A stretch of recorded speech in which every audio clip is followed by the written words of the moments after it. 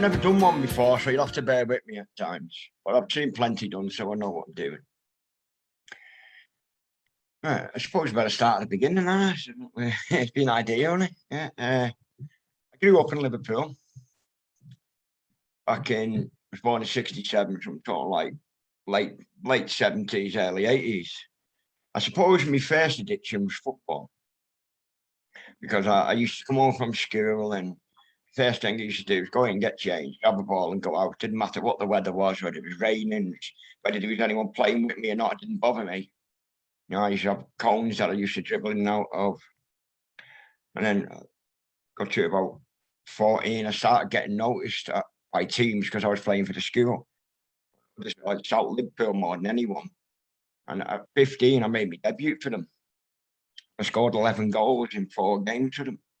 Before the actions, which I'll tell you about now, I was practicing one day, and one of the lads on the estate had stolen, I suppose you could call it a scooter. And I wanted to go. I don't know why I wanted to go to this day. I still don't know why I'd done it. Well, give me a go, and they explain how it worked. And as soon as I got on it, what happens? Blue flashing light come behind me. I thought, yeah, I ain't getting caught on this. So I couldn't really ride it properly. And I hit a side and I went straight to a brick wall. And I didn't wake up until I was in hospital, and I'd actually smashed all my chin in all down my right.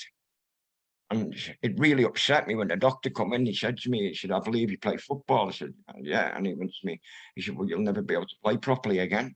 It broke my heart, really, when I think about it. It's get a lot of tears and that. And I just want them things now. My mates had always smoked weed and had trips and stuff, but I'd never got into it. It's something that I hadn't done. So as soon as I got out of hospital, I went round. I thought, right, I want to see what this buzz is that they get out of it. And I started smoking cannabis with them, having the odd trip back then, LSD, and then come like 1982, 83, everyone come in a big way. I mean, it just flooded on the streets, and we didn't know what it was at the time. We thought it was just a powdered form of cannabis. So, we were putting it in spliffs, and we were smoking like that, and someone said to me, oh, hang on, you're smoking it wrong. You need to put it on foil. Like, well, in what way should he show us? And before we knew it, most of us were addicted to it. We didn't have to say a month. There was probably 300 lads on the estate between the age of 15 and 20.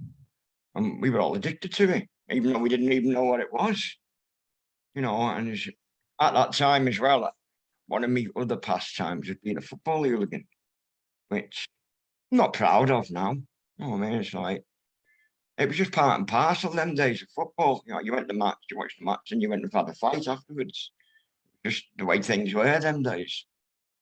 And I won't lie, I did enjoy it at times. I was a bit of a boy and had a bit of a reputation for fighting, so it was just part and parcel of growing up. So, I got in trouble with the police. I went to prison the first time I was 19. Didn't know what to expect. And to be honest with you, back then, prison was prison. There was like 4 of us locked in a room with a piss bucket in the corner. There was no toilet in the cells or nothing like that. You didn't have telly, or you may have one or two of the lads had a radio that you could listen to, but it was just part and parcel of it. So I got to the age of 23, just using as much drugs as I can, getting in and out of trouble with police. I thought, I need to get away from Liverpool. Went up to London for a couple of months and didn't really fit in there. I made a few friends and that, well, not even friends, I suppose you could say associates. And then I decided, this is no good. I'm to Glasgow. Well, why Glasgow? I've just never been to Scotland before, but I did have a few mates that were Scottish. I thought, let's go. Spent about 4 months there. Then I ended up in Manchester. I met a girl and settled down and that. I was still young. And in some ways, I think I calmed down a bit, especially when you're fighting inside. Because, when I met her, she was pregnant. When the baby was born, I took on for my own, and I had another couple of kids. But the drug side was always there. You know, I ended up having like 4 lads selling for me at the time, so I was making a lot of money as well. And I didn't have nothing to spend this money on. And all of a sudden, someone introduced me to crack cocaine, which I'd heard about it. I'd never really, didn't think I'd ever get involved in it. God, I spent 24 grand in 4 months on that crap. When I look back now, I think, why? What did they get out of it? Nothing. But I mean, then on the other hand, I look and I think, well, the money wasn't mine anyway. It was other people's. Which probably most of it probably come from crime. No, or it come to me anyway. And it's just one of them things, you know. I'd get up in the morning. I don't know to this day why I used to phone them and just buy bits instead of just going and buy a couple of ounces and making it up myself. I didn't know how to make it then, but I thought I could have found out. But God, that eat my money up. So I swore I'd never get into that again. But you know, I'd always stayed on the heroin. I'd never injected or not, and I'd always smoked it. And then I went to jail, and I got the chance after prison to go to a rehabilitation centre, a rehab. I went.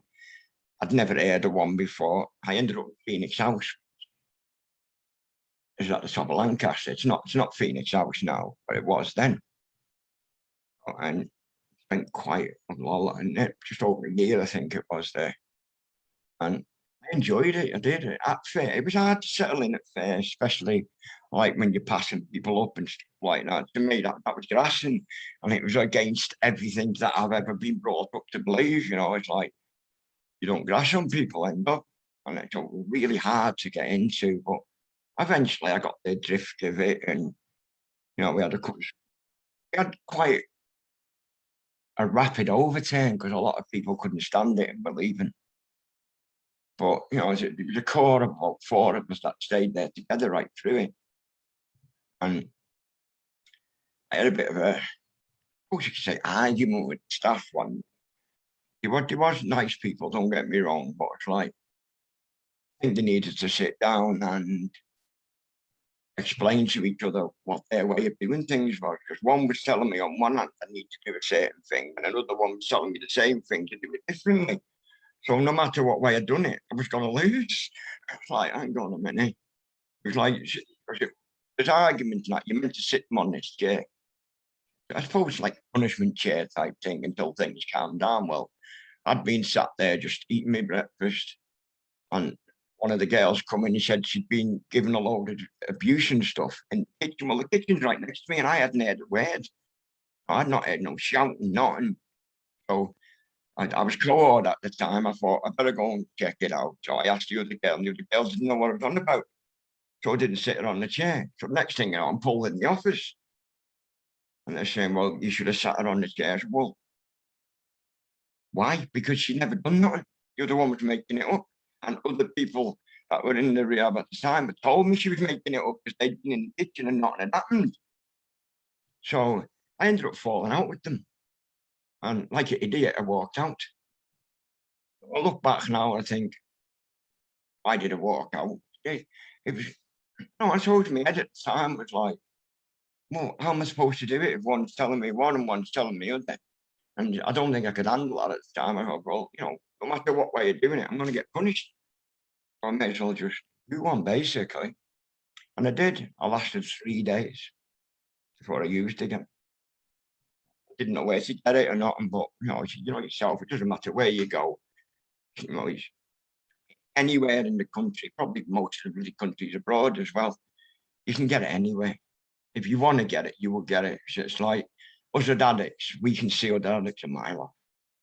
You know, even if we're not looking, you notice other addicts when they're walking past you. You know, you could probably walk down the street and think, they're using, they've used, they're using, they've used. No, not judging people, just from just looking, because you know what to look for, where other people might not see that. So I went to jail, I ended up in jail again. And I got out, and just before I got out, one of my mates came up to see me. And he said to me, I've got someone I want you to meet. I said, right. He said, she's just come out of a long-term relationship. She's never touched drugs in her life, blah, blah, blah. Well, I've never been in a relationship with a girl that never took drugs with me.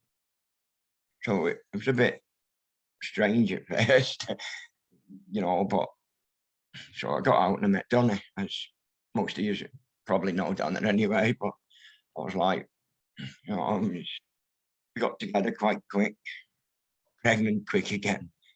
I have got a lot of kids. I don't want to go into all that because that's all in the past.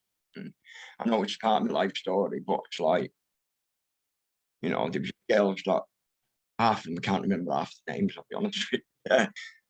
One of them things, I'd go to town or a city, I'd meet a girl and move in with her for a bit, and then move on. It was just who I was back then. Anyway, so, she got pregnant, so I sat her down, I told her about her and she didn't know what I was about. And she said to me, well, if you think anything to me and the baby, you get off it. I didn't leave the house for 10 days. I did try, I did. And I wanted it, I wanted to keep off it. But me being me, ended up using it again. It put a bit of a wedge between us. It's like, especially over the years, as the years gone on, we've never had a normal argument, let's say. It's always been about my drug use, always. We've never had an argument over whether to buy something or the house or anything like that. Just normal, what you call normal arguments. We've never had one of them because we never have nothing to argue over because we do get on quite well most of the time. Except when I go into my madness.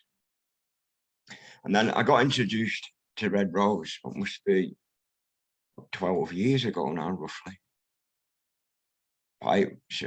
Someone, I'm not going to mention names, but it matter anyway, his name, but he introduced me to it. And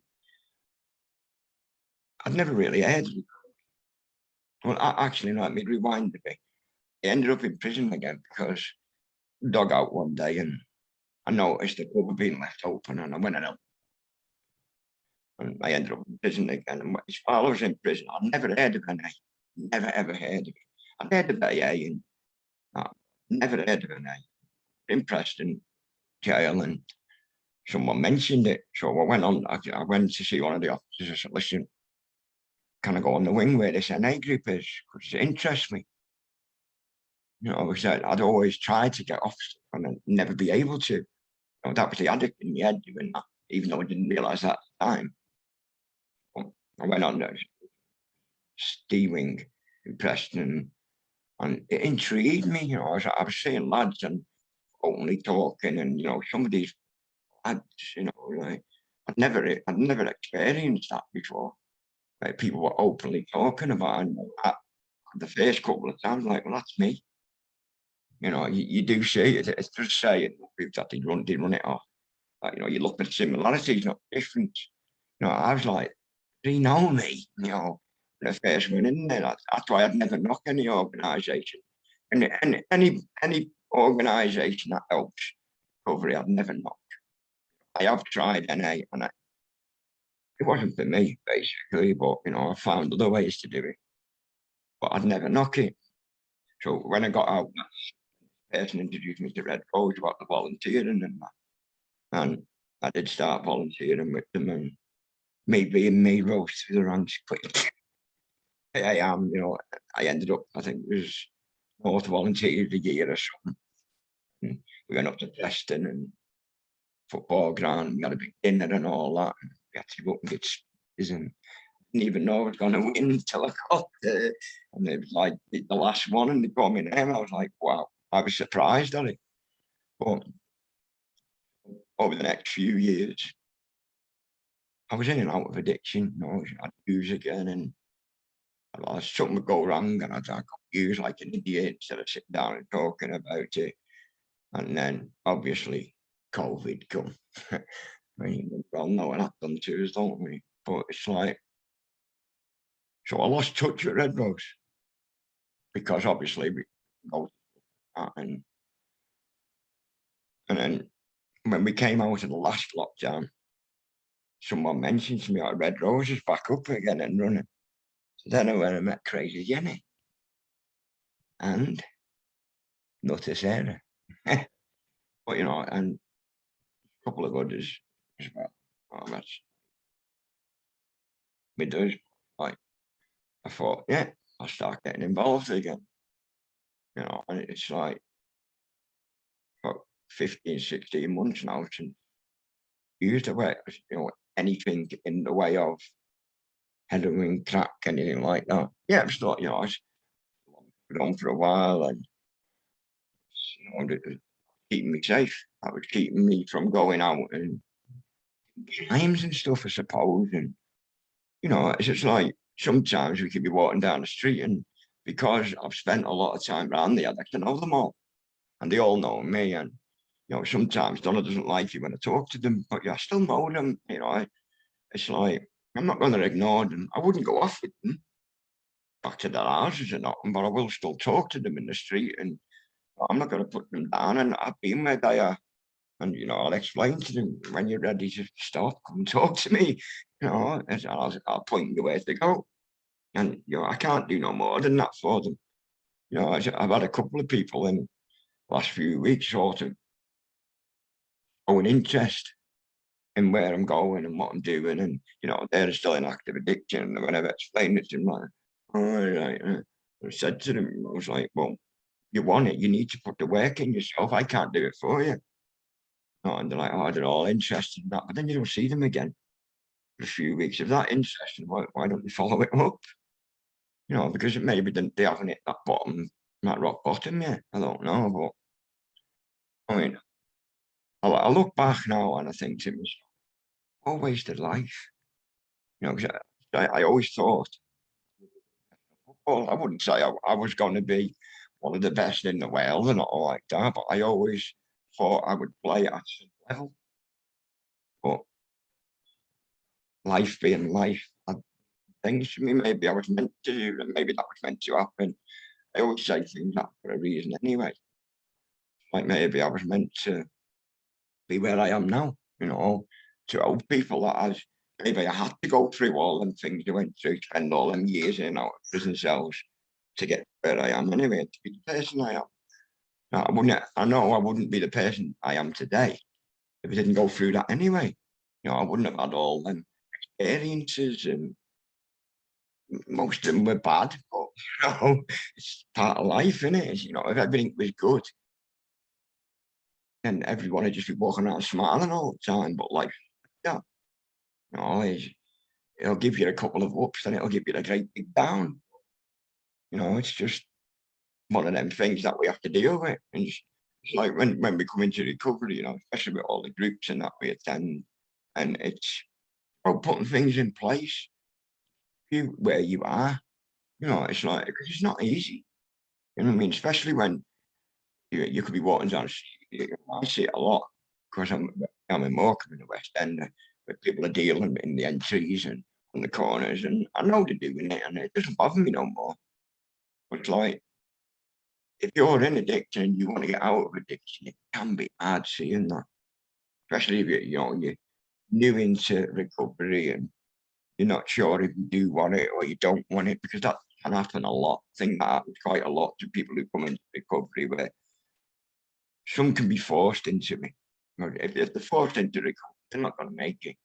They've got to do it themselves or want it. Otherwise, you will fail.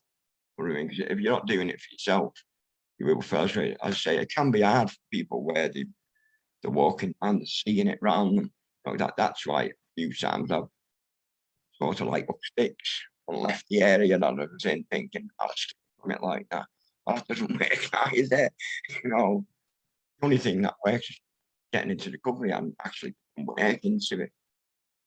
It can be difficult. I understand that.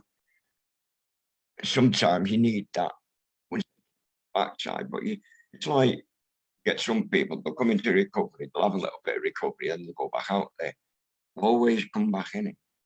Seeds being set.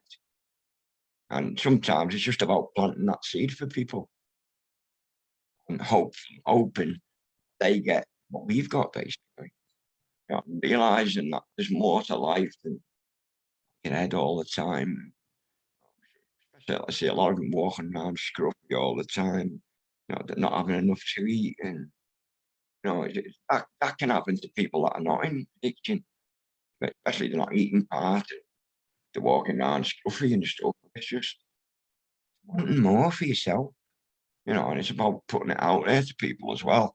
Are still in addiction, that listen, there is another way you can do it. You don't have to live like that. And, we're different. You look at us, how we're doing now, and if they could see all us and if they could live, say, a couple of weeks in our shoes, I'm sure they'd want what we've got.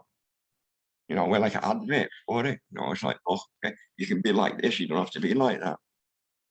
So, finished.